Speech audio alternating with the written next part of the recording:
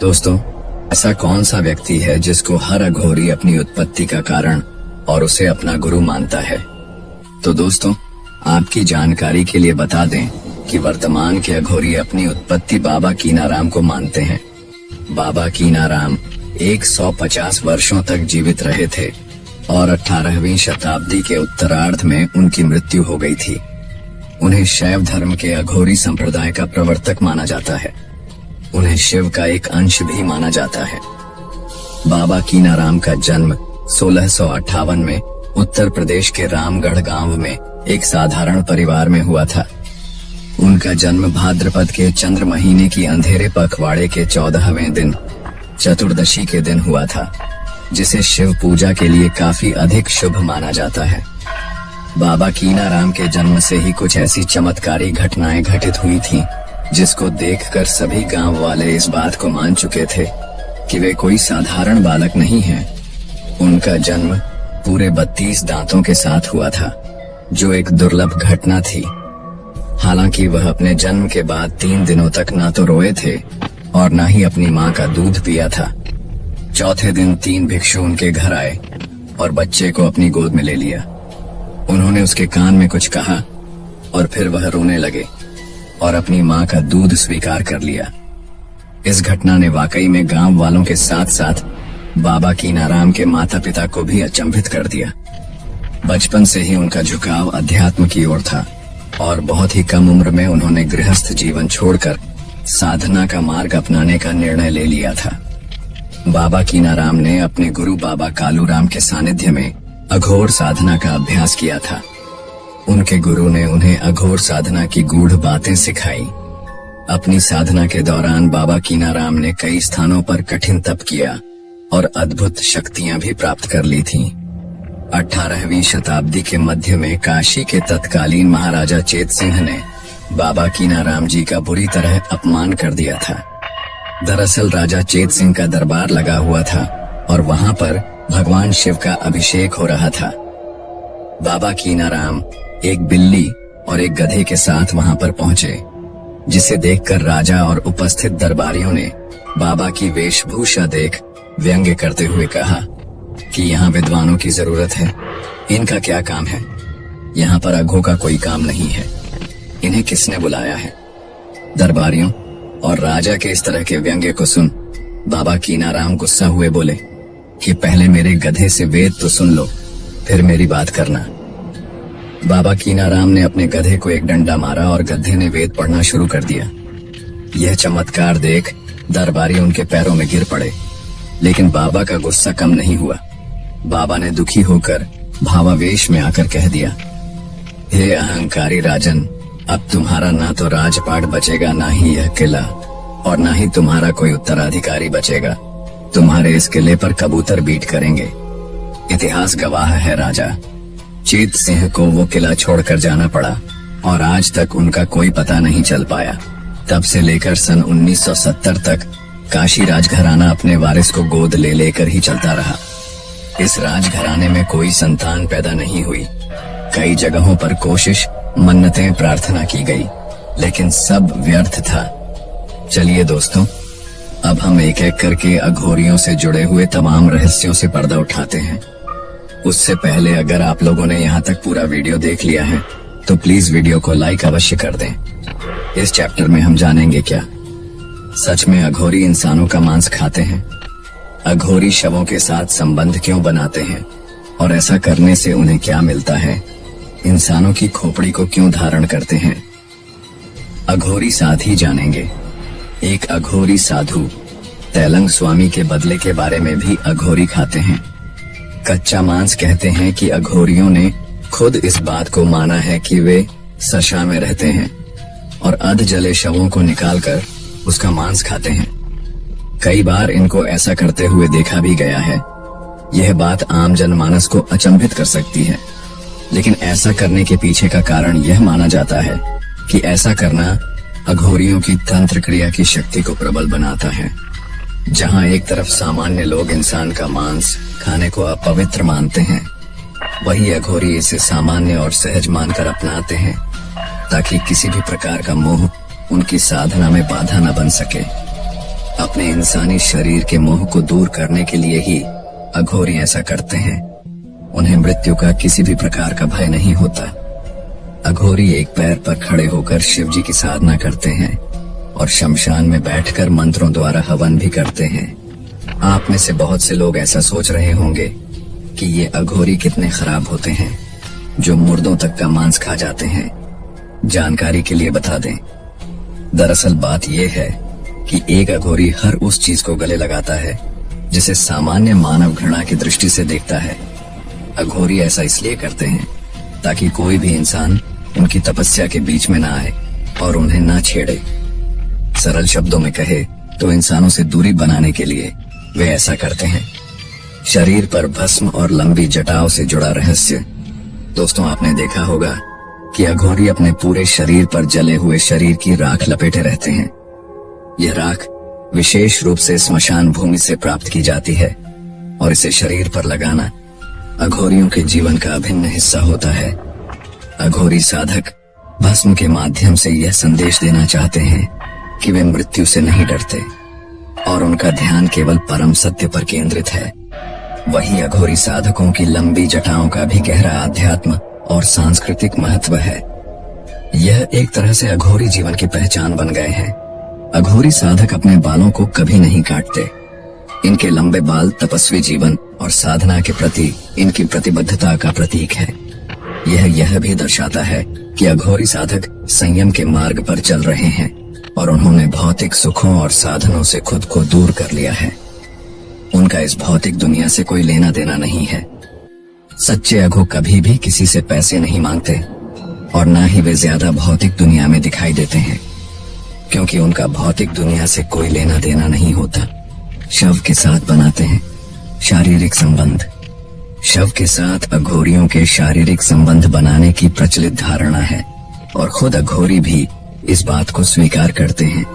इसे वह शिव की उपासना का तरीका मानते हैं।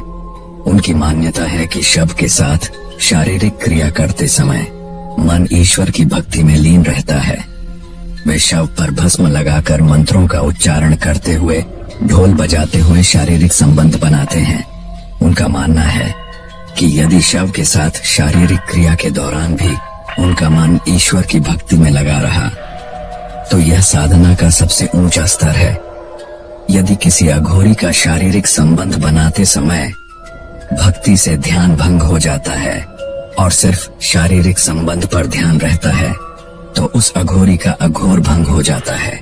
शारीरिक संबंध बनाते हैं जब उसका मासिक धर्म चल रहा हो। ऐसा करने से अघोरियों की शक्ति बढ़ती है, लेकिन यह तभी संभव है जब उस महिला की सहमति हो। बिना सहमति ऐसा नहीं किया जा सकता। जो लावारिस शव होते हैं उन्हें अघोरी मंत्रों द्वारा बुलाते हैं, फिर उस शव को पवित्र करते हैं, फिर उसके साथ शारीरिक संबंध बनाते हैं। कुछ अघोरियों का कहना है कि वह मंत्रों द्वारा उस शव की आत्मा को भी बुलाते हैं और उस शव के ऊपर बैठकर मंत्रों का जाप किया जाता है। फिर वे उस शव से जो कुछ भी पूछते हैं वह उन्हें सब कुछ बता देता है। ऐसा कहा जाता है कि अघोरी इस साधना को करते हुए थोड़ा सा भी डर जाता है तो उसकी वहीं पर मौत हो जाती है। इंसानी खोपड़ी धारण करते हैं। अघोरी अपने पास हमेशा नरमुंड यानी इंसानी खोपड़ी को रखते हैं। इसे कापालिका कहा जाता है। शिव के अनुयायी होने के कारण अघोरी खोपड़ी रखते हैं और इसका प्रयोग वे अपने भोजन पात्र के रूप में करते हैं। अघोरियों के द्वारा खोपड़ी धारण करने के पीछे भगवान शिव से जुड़ी हुई एक प्रचलित कथा भी है, जिसके अनुसार ऐसा कहा जाता है। एक बार शिव जी ने ब्रह्मा जी का 5वां सिर काट दिया था और उनके सिर को लेकर पूरे ब्रह्मांड के चक्कर लगाए थे और उसे अपने गले में धारण कर लिया था। उसी तर्ज पर अघोरी भी नरमुंड को गले में टांगे रहते हैं। अघोरी खोपड़ी को एक प्रतीक मानते हैं जो उन्हें संसार की नश्वरता और मृत्यु का स्मरण कराता है। अघोरियों के दिल में नहीं होती है नफरत। एक अघोरी अपने दिल में कभी भी नफरत पनपने नहीं देता। ऐसा माना जाता है कि अघोरी और नफरत का दूर दूर तक कोई रिश्ता नहीं है।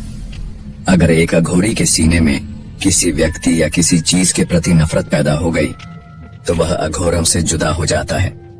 अघोरी अपना खाना गायों, कुत्तों और अन्य जीवों के साथ मिल बांट कर खाते हैं और उन्हें इन सभी जानवरों के साथ अपना खाना बांटने में कोई घृणा नहीं आती। उनके लिए शव, इंसान और गंदगी, सफाई सब एक जैसा है। यही कारण है कि यह किसी भी चीज से घृणा नहीं करते हैं। इनके लिए मलमूत्र, इंसानी मांस सब कुछ सामान्य होता है। इससे पता चलता है कि अघोरियों का दिल नफरत से अलग होता है। भले ही अघोरी आपको बाहर से देखने में थोड़े भयानक लग सकते हैं, लेकिन अंदर से भी उतने ही सरल होते हैं और लोक कल्याण की भावना उनके दिल में कूट कूट कर भरी होती है। अघोरियों के बारे में मान्यता है कि वे बड़े ही जिद्दी होते हैं। अगर किसी से कुछ मांगेंगे तो लेकर ही जाएंगे। क्रोधित हो जाएंगे तो अपना तांडव दिखाएंगे या भला बुरा कहकर चले जाएंगे।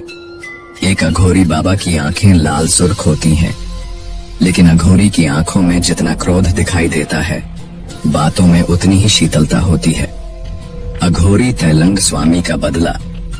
अब तक के सबसे प्रसिद्ध अघोरियों में से एक तैलंग स्वामी भी है।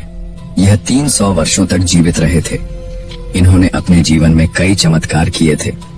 तेलंगा स्वामी वाराणसी के घाटों पर अक्सर ध्यान और साधना में लीन रहते थे। वह एक अलौकिक संत थे जिनकी साधना और चमत्कारिक शक्तियों की चर्चा पूरे शहर में थी। उनकी अघोरी साधना और विशेष जीवन शैली के कारण कई लोग उनसे प्रभावित तो थे, लेकिन कुछ लोग उनकी साधना के तरीके को लेकर उन्हें संदेह की दृष्टि से भी देखते थे। उन्हीं दिनों वाराणसी के एक बड़े मंदिर के पुजारी ने तेलंग स्वामी को मंदिर के पास बैठे हुए देखा। पुजारी को लगता था कि तेलंग स्वामी एक धोखेबाज हैं और लोगों को अपने चमत्कारों से भ्रमित करता है। एक दिन जब तेलंग स्वामी अपने साधना स्थल पर बैठे हुए थे, तभी पुजारी ने उनके पास जाकर उन पर कटाक्ष करना शुरू कर दिया। उसने तेलंग स्वामी जी को अपमानित करने के लिए कई कठोर शब्द कहे और यहाँ तक कि उन पर कीचड़ भी फेंक दिया। पुजारी ने उन्हें नकली संत कहकर उनका तिरस्कार किया और उन्हें घाट से जाने के लिए कह दिया, लेकिन तेलंग स्वामी ने शांत रहते हुए सब कुछ सहन किया और किसी भी प्रकार की प्रतिक्रिया नहीं दी। तेलंग स्वामी ने धैर्य और शांति से पुजारी के दुर्व्यवहार को सहन किया और उसके प्रति क्रोध या द्वेष का भाव नहीं रखा। उन्होंने बिना कुछ अपशब्द बोले ही केवल मुस्कुराते हुए उसे माफ कर दिया। उनकी यह सहनशीलता और शांति का भाव देखकर वहां उपस्थित लोग हैरान थे। ऐसा बताया जाता है कि कुछ दिनों बाद पुजारी एक गंभीर बीमारी से ग्रस्त हो गया था। साथ ही उसकी स्थिति धीरे धीरे खराब होती गई और उसके द्वारा किए गए सभी इलाज असफल हो गए। अंततः पुजारी को अपनी गलती का एहसास हुआ और उसने समझा कि यह उसके तेलंगा स्वामी के साथ किए गए दुर्व्यवहार और अभिमान का परिणाम हो सकता है। आखिरकार वह तेलंगा स्वामी के पास क्षमा मांगने पहुंचा। उसने स्वामी जी के चरणों में गिरकर अपने कृत्य के लिए माफी मांगी। तेल स्वामी ने उसे तुरंत क्षमा कर दिया और उसके स्वस्थ होने की कामना की। जैसे ही तेलंग स्वामी ने उसे आशीर्वाद दिया, पुजारी की बीमारी धीरे धीरे ठीक हो गई और वह पूर्णतः स्वस्थ हो गया। यह सब देखकर पुजारी ने अपनी पूरी जिंदगी को बदल लिया और एक विनम्र व्यक्ति बन गया। इस चैप्टर में हम जानेंगे कि हिंदू धर्म में तो शव को जला दिया जाता है। फिर यह अघोरी अपनी साधना के लिए शव कहां से लाते हैं, साथ ही जानेंगे अघोरी कैसे बनते हैं, क्या अघोरी बनना आसान है, और जानेंगे कि आखिर यह अघोरी मयों जाने से क्यों डरते हैं। सभी बीमारियों का इलाज कर सकते हैं। अघोरियों का दावा है कि उनके पास वर्तमान की सबसे घातक बीमारियों, यहाँ तक कि एड्स और कैंसर की दवा भी है। इन दवाओं को वे मानव तेल कहते हैं और इन्हें शव के जलने के बाद जलती हुई चिता से इकट्ठा किया जाता है। हालांकि इसका वैज्ञानिक परीक्षण नहीं किया गया है, लेकिन अघोरियों के अनुसार यह बेहद कारगर है और वे इन दवाओं से लोगों के ठीक होने का भी दावा करते हैं। हर इंसान अघोरी के रूप में जन्म लेता है। अघोरियों का मानना है कि हर कोई अघोरी के रूप में जन्म लेता है। एक नवजात शिशु अपने मल, गंदगी और खिलौनों के बीच अंतर नहीं करता है और हर चीज के साथ खेलता है और अपने माता पिता और समाज के कहने पर ही उनमें अंतर करना शुरू करता है। जैसे जैसे बच्चा बड़ा होता है और भौतिकवादी आधार पर चुनाव करता है, तभी उसमें अघोरी के गुण खत्म हो जाते हैं। वाकई में यह बात काफी हद तक सही है। क्योंकि आपने भी सुना होगा कि बच्चे दिल के सच्चे होते हैं, यानी उनके अंदर बचपन में किसी के प्रति घृणा नहीं होती और ना ही सांसारिक परंपराओं का मोह होता है। और यही चीज एक अघोरी के अंदर पाई जाती है।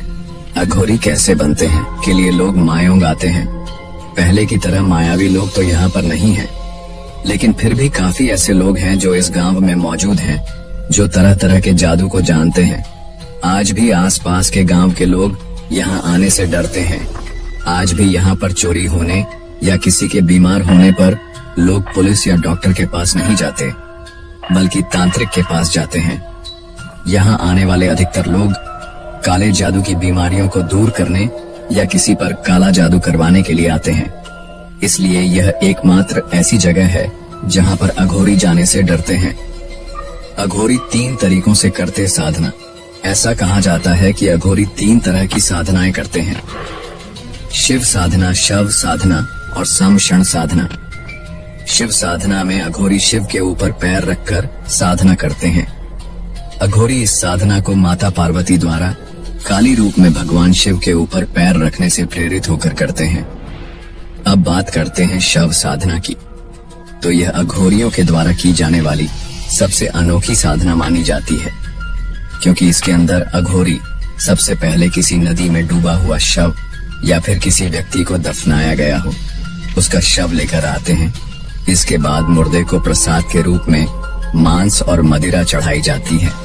अगर शव किसी पुरुष का होता है तो अघोरी उसका सेवन कर लेते हैं, मतलब उसे खा जाते हैं। वहीं अगर किसी महिला का शव होता है तो अघोरी उसके साथ शारीरिक संबंध भी बनाते हैं। शव और शिव साधना के अतिरिक्त तीसरी साधना होती है शमशान साधना।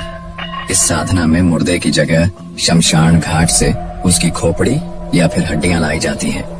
सबसे पहले उसकी पूजा की जाती है, उस पर गंगा जल चढ़ाया जाता है। लेकिन शमशान साधना में प्रसाद के रूप में मांस, मदिरा की जगह मावा चढ़ाया जाता है। अघोर पंथ के लोग 4 स्थानों पर ही शमशान साधना करते हैं। 4 स्थानों के अलावा वे शक्ति पीठों, बगलामुखी और भैरव के मुख्य स्थानों के पास की शमशान में साधना करते हैं। यदि आपको पता चले कि इन स्थानों को छोड़कर अन्य स्थानों पर भी अघोरी साधना करते हैं तो यह कहना गलत होगा, क्योंकि वे अन्य शमशान में साधना नहीं करते, बल्कि यात्रा प्रवास के दौरान वे वहां विश्राम करने रुकते होंगे या फिर वे ढोंगी होंगे। अब आप लोगों के मन में एक सवाल तो जरूर आ रहा होगा कि आखिर अघोरी लोग हर दिन शव साधना के लिए शव कहां से लाते हैं।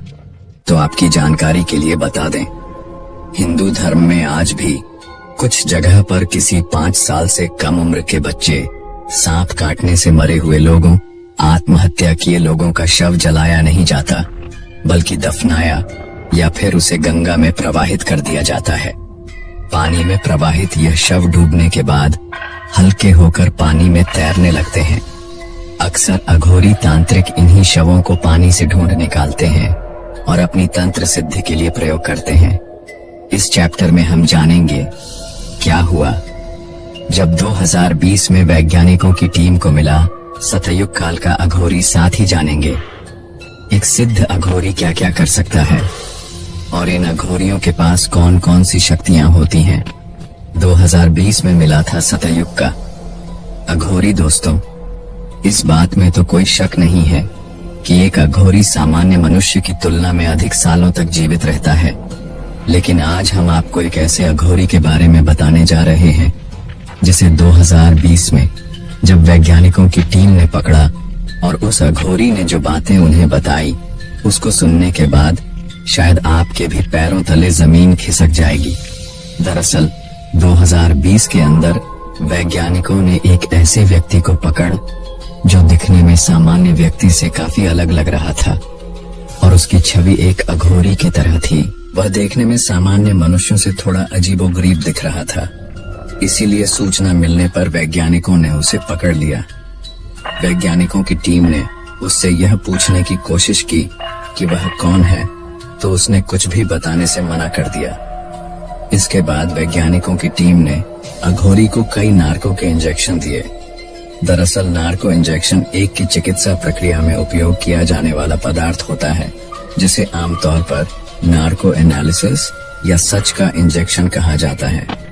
इस प्रक्रिया में एक व्यक्ति को ऐसे रसायन या दवाएं दी जाती हैं जो उसके अवचेतन मन को सक्रिय कर देती हैं, जिससे वह जागरूक अवस्था में रहते हुए अपनी संज्ञानात्मक नियंत्रण क्षमता खो देता है।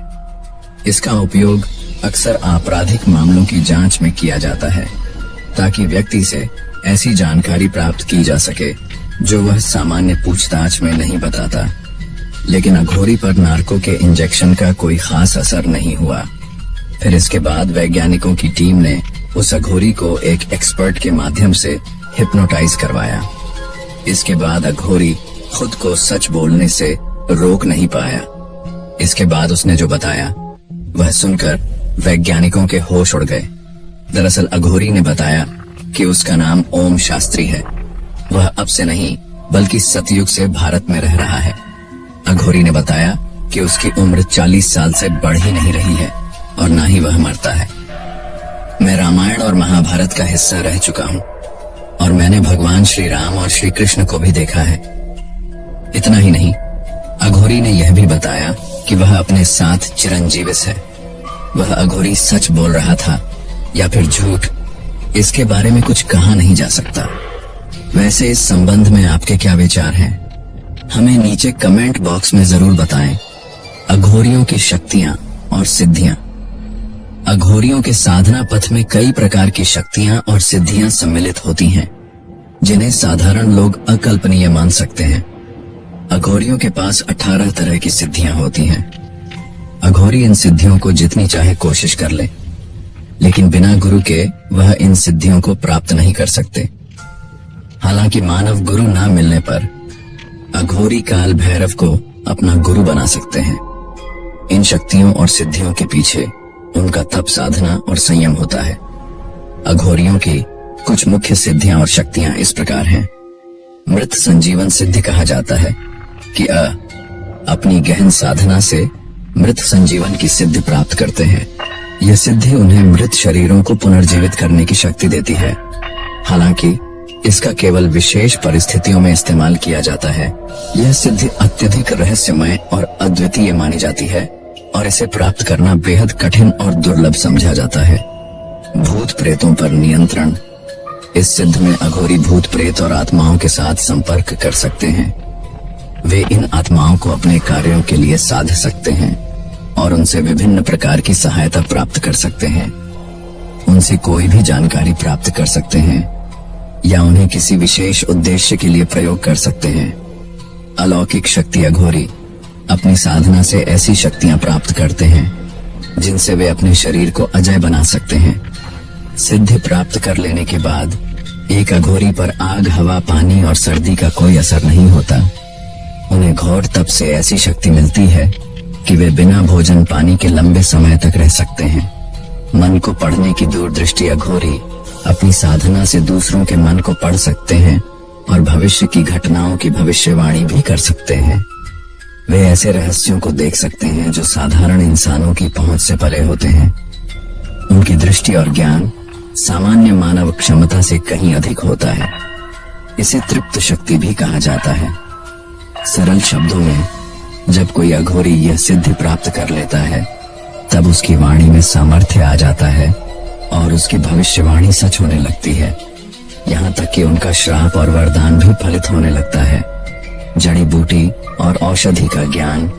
अघोरी अपने आसपास की वनस्पतियों और जड़ी बूटियों का गहन ज्ञान रखते हैं। वे उनके द्वारा चमत्कारी औषधियां तैयार कर सकते हैं जो असाध्य रोगों को ठीक कर सकती हैं। इस ज्ञान को वे पीढ़ी दर पीढ़ी अपने शिष्यों को हस्तांतरित करते हैं। श्रवण शक्ति। अघोरी अपनी साधना के दौरान ध्यान और मानसिक एकाग्रता पर जोर देते हैं।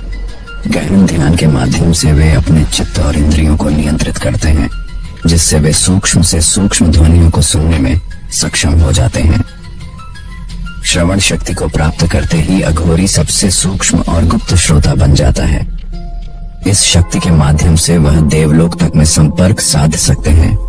जिन साधक को श्रवण शक्ति मिल जाती है, यदि उनका शिष्य कहीं दूर से भी उन्हें पुकारता है तो उसकी पुकार इन तक साफ साफ पहुंच जाती है, जिसके बाद वह अपनी शक्ति के अनुसार अपने उस शिष्य की मदद भी कर सकता है। प्रवेश अवधि शक्ति। इस शक्ति को प्राप्त करना मुश्किल होता है और इसे सिद्ध करने के लिए अघोरी को कठोर तपस्या करनी होती है। इसे पाने के बाद अघोरी त्रिकालदर्शी बन जाता है। इस शक्ति को पाने के बाद अघोरी यह भी बता सकता है कि आप किस जन्म में क्या थे। अघोरियों की शक्तियों के बारे में जानने के बाद आइए अब हम यह जान लेते हैं कि एक सिद्ध अघोरी क्या क्या कर सकता है। शरीर और आत्मा का संयोजन। अघोरी अपने शरीर और आत्मा का ऐसा संयोजन कर सकते हैं जिससे वे अपनी आत्मा को शरीर से अलग कर अनंत संसार की यात्रा कर सकते हैं। इसे आत्म संयोग कहा जाता है और यह उच्चतम साधना का प्रतीक है। जीवन और मृत्यु के बीच संतुलन। अघोरी जीवन और मृत्यु को दो विपरीत ध्रुवों के रूप में नहीं बल्कि एक चक्र के रूप में देखते हैं। अघोरियों का यह मानना होता है कि मृत्यु के बाद भी जीवन का एक नया प्रारंभ होता है। उनके लिए शमशान एक ऐसा स्थान है जहां यह चक्र चलता है और वहां साधना करने से वे इस चक्र को समझ सकते हैं। तंत्र मंत्र की सिद्धि। अघोरी तंत्र मंत्र में दक्ष होते हैं। वे काली, भैरव और शिव जैसे देवताओं की आराधना करते हैं और उनसे शक्तियां प्राप्त करते हैं। उनका मंत्रोच्चार वातावरण को रहस्यमय बना देता है और ऐसा कहा जाता है कि उनके द्वारा किए गए अनुष्ठान अचूक होते हैं। आइए इतना सब जान लेने के बाद अघोरियों की सिद्धियों के प्रकार के बारे में भी जान ही लेते हैं। अघोरियों की सिद्धियां साधारण से लेकर अति विशिष्ट तक होती हैं। अभ्यास करने के लिए उन्हें वर्षों का कठिन तप और संयम की आवश्यकता होती है। नंबर 1, काम्य सिद्धियां। यह वे सिद्धियां होती हैं जिनसे वे अपनी इच्छाओं को पूरा कर सकते हैं। उदाहरण के लिए अघोरी अपनी शक्ति से किसी को भी आकर्षित कर सकते हैं या अपने विचार दूसरों के मन में प्रवाहित कर सकते हैं। नंबर 2, अष्ट सिद्धियां। यह योग शास्त्र में वर्णित 8 प्रमुख सिद्धियां होती हैं, जैसे अणिमा सूक्ष्म रूप धारण करना, महिमा विशाल रूप धारण करना, गरिमा भारी रूप धारण करना और लघिमा हल्का रूप धारण करना। इन सिद्धियों को पाने से अघोरी अपने शरीर और रूप को अपनी इच्छा से बदल सकते हैं। नंबर 3, मृत संजीवन विद्या। अघोरी ऐसी साधना भी करते हैं जिसमें वे मृत शरीरों में जीवन डालने की शक्ति प्राप्त करते हैं। यह विद्या बेहद रहस्यमय और खतरनाक मानी जाती है और इसे केवल उच्चतम साधकों द्वारा ही किया जाता है। तो दोस्तों, यह थे अघोरियों से जुड़े हुए कुछ इंटरेस्टिंग फैक्ट्स और कहानियां जिनके बारे में हमने आज की इस वीडियो में बात की। उम्मीद करते हैं आप लोगों को हमारी आज की यह वीडियो बेहद पसंद आई होगी। अगर आप इसी तरह की इंटरेस्टिंग वीडियो का आनंद उठाना चाहते हैं तो वीडियो को लाइक और इतिहास का सफर चैनल को सब्सक्राइब करना ना भूले। अंत तक हमारे साथ बने रहने के लिए धन्यवाद। दोस्तों, इस दुनिया में कई रहस्य छिपे हैं, लेकिन कुछ रहस्य ऐसे हैं जिन्हें जानने की हिम्मत केवल चंद लोग ही कर सकते हैं। क्या आपने कभी सोचा है कि वह लोग कौन हैं जो रात के अंधेरे में शमशान की खामोशी में डूबे होते हैं, जिनकी साधना का रास्ता डर और रहस्य से भरा है, पर फिर भी वह उस पथ पर चलना नहीं छोड़ते। हम बात कर रहे हैं अघोरियों की। अघोरी, यह शब्द सुनते ही एक डरावनी छवि आंखों के सामने आती है, लेकिन क्या आपने कभी सोचा है कि यह अघोरी वास्तव में कौन है? क्या यह सच में तंत्र मंत्र के साधक हैं या फिर इन्हें अपने अंधेरे रहस्यों को छिपाने का हुनर आता है? अघोरियों का नाम सुनते ही हमारे मन में जिज्ञासा और डर दोनों पैदा हो जाते हैं। यह अपने अनोखे रहन सहन और खान पान के लिए जाने जाते हैं, लेकिन क्या आप जानते हैं कि इसके पीछे की सच्चाई क्या है? कहा जाता है कि अघोरी शवों के पास रहकर ध्यान करते हैं, लेकिन क्या इनके अंदर सच में मृत्यु का सामना करने का साहस है या फिर यह केवल एक मन गणतसला शवों के साथ संभोग कर अपनी कौन सी साधना को सिद्ध करते हैं? हिंदू धर्म में तो शवों को जला दिया जाता है, फिर यह अघोरी शवों को कहां से लेकर आते हैं? अघोरियों के लिए शव के अलावा जिंदा महिला के साथ संभोग करने के लिए उस महिला का मासिक धर्म में होना क्यों जरूरी है? आखिर मैयों जाने से क्यों डरते हैं? यह अघोरी, आखिर एक सिद्ध अघोरी के पास कौन कौन सी शक्तियां होती हैं और वे क्या क्या कर सकते हैं? अघोरियों की तिलिस्मी दुनिया पर आधारित इस डॉक्यूमेंट्री में आपको अघोरियों के जीवन की हर एक छोटी से छोटी और बड़ी से बड़ी जानकारी जानने को मिलेगी। आपसे एक निवेदन है कि इस वीडियो को मैं छोड़कर ना जाए, वरना आप अघोरियों की क्रियाओं को देखकर उनको गलत समझ सकते हैं। इस वीडियो में हम आसपास घूमने वाले नकली अघोरियों के बारे में नहीं, बल्कि जो वास्तविक अघोरी होते हैं उनके बारे में बताने जा रहे हैं, क्योंकि आसपास आपको काफी सारे नकली अघोरी देखने को मिल जाएंगे जो आपको लूटने की कोशिश करेंगे। लेकिन जो वास्तविक में अघोरी होते हैं वह ऐसे नहीं होते। वास्तविक अघोरियों की सच्चाई को जानकर आप उन्हें सम्मान की दृष्टि से देखेंगे। अघोरियों के बारे में इस वीडियो में हम आपको ऐसी ऐसी बातें बताने वाले हैं जिनके बारे में आपने कभी कल्पना भी नहीं की होगी। तो दोस्तों, चलिए आज आपको अघोरियों की रहस्यमयी दुनिया में लेकर चलते हैं। एक ऐसी दुनिया जहां भूत प्रेत, आत्मा, मृत्यु और मोक्ष के बारे में सच्चाई को समझने की कोशिश की जाती है।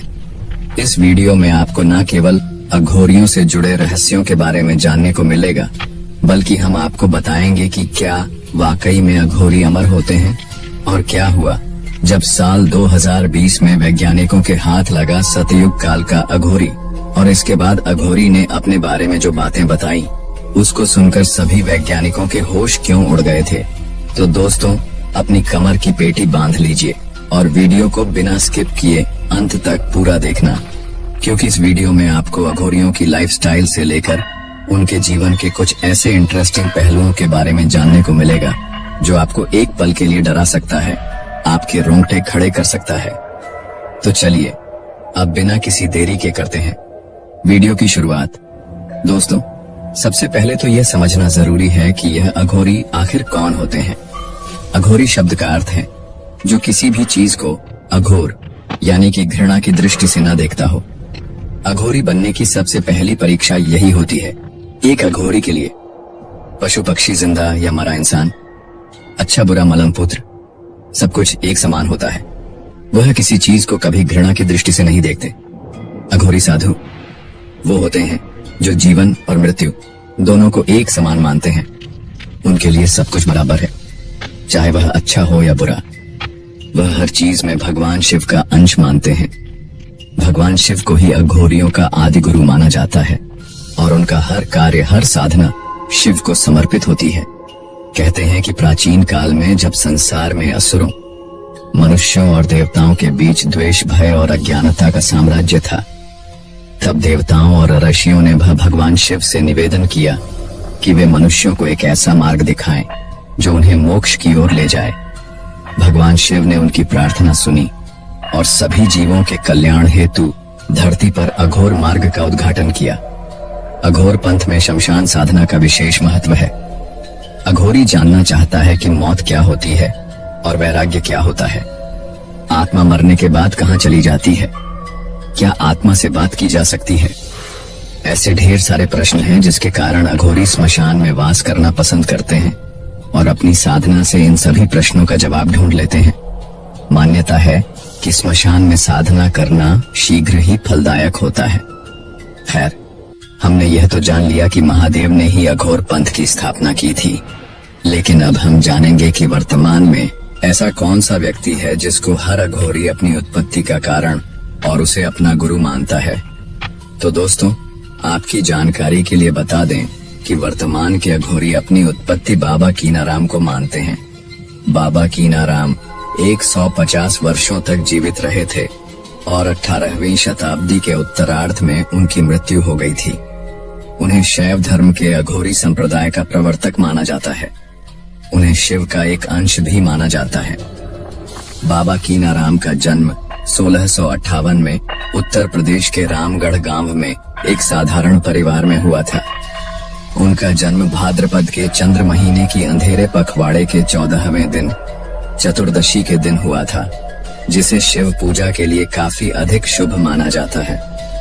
बाबा कीनाराम के जन्म से ही कुछ ऐसी चमत्कारी घटनाएं घटित हुई थीं, जिसको देखकर सभी गांव वाले इस बात को मान चुके थे कि वे कोई साधारण बालक नहीं हैं। उनका जन्म पूरे 32 दांतों के साथ हुआ था, जो एक दुर्लभ घटना थी। हालांकि वह अपने जन्म के बाद 3 दिनों तक ना तो रोए थे और ना ही अपनी माँ का दूध पिया था। चौथे दिन 3 भिक्षु उनके घर आए और बच्चे को अपनी गोद में ले लिया। उन्होंने उसके कान में कुछ कहा और फिर वह रोने लगे और अपनी माँ का दूध स्वीकार कर लिया। इस घटना ने वाकई में गांव वालों के साथ साथ बाबा कीनाराम के माता पिता को भी अचंभित कर दिया। बचपन से ही उनका झुकाव अध्यात्म की ओर था और बहुत ही कम उम्र में उन्होंने गृहस्थ जीवन छोड़कर साधना का मार्ग अपनाने का निर्णय ले लिया था। बाबा कीनाराम ने अपने गुरु बाबा कालूराम के सानिध्य में अघोर साधना का अभ्यास किया था। उनके गुरु ने उन्हें अघोर साधना की गूढ़ बातें सिखाई। अपनी साधना के दौरान बाबा कीनाराम ने कई स्थानों पर कठिन तप किया और अद्भुत शक्तियां भी प्राप्त कर ली थी। 18वीं शताब्दी के मध्य में काशी के तत्कालीन महाराजा चेत सिंह ने बाबा कीनाराम जी का बुरी तरह अपमान कर दिया था। दरअसल राजा चेत सिंह का दरबार लगा हुआ था और वहां पर भगवान शिव का अभिषेक हो रहा था। बाबा कीनाराम एक बिल्ली और एक गधे के साथ वहां पर पहुंचे, जिसे देखकर राजा और उपस्थित दरबारियों ने बाबा की वेशभूषा देख व्यंग्य करते हुए कहा कि यहाँ विद्वानों की जरूरत है, इनका क्या काम है? यहाँ पर अघों का कोई काम नहीं है, इन्हें किसने बुलाया है? दरबारियों और राजा के इस तरह के व्यंग्य को सुन बाबा कीनाराम गुस्सा हुए बोले कि पहले मेरे गधे से वेद तो सुन लो, फिर मेरी बात करना। बाबा कीनाराम ने अपने गधे को एक डंडा मारा और गधे ने वेद पढ़ना शुरू कर दिया। यह चमत्कार देख दरबारी उनके पैरों में गिर पड़े, लेकिन बाबा का गुस्सा कम नहीं हुआ। बाबा ने दुखी होकर भावावेश में आकर कह दिया, हे अहंकारी राजन, अब तुम्हारा ना तो राजपाट बचेगा, ना ही यह किला, और ना ही तुम्हारा कोई उत्तराधिकारी बचेगा। तुम्हारे इस किले पर कबूतर बीट करेंगे। इतिहास गवाह है राजा, चेत सिंह को वो किला छोड़कर जाना पड़ा और आज तक उनका कोई पता नहीं चल पाया। तब से लेकर सन 1970 तक काशी राजघराना अपने वारिस को गोद ले लेकर ही चलता रहा। इस राजघराने में कोई संतान पैदा नहीं हुई। कई जगहों पर कोशिश, मन्नतें, प्रार्थना की गई, लेकिन सब व्यर्थ था। चलिए दोस्तों, अब हम एक एक करके अघोरियों से जुड़े हुए तमाम रहस्यों से पर्दा उठाते हैं। उससे पहले अगर आप लोगों ने यहाँ तक पूरा वीडियो देख लिया है तो प्लीज वीडियो को लाइक अवश्य कर दें।